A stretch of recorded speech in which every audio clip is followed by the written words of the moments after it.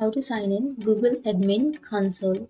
So if you want to sign in to Google Admin Console, then first of all open up a browser and then go for the search bar and search for Google Admin Console, sign in, and here go for the first search, which is sign into your admin console.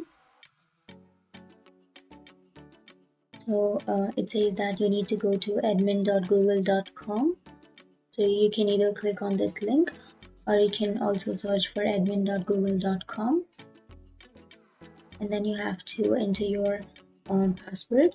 Like you have to enter your email address and then your password of your Google account, and then log into your Google account. So now you have to simply click on add account and then add your Google account.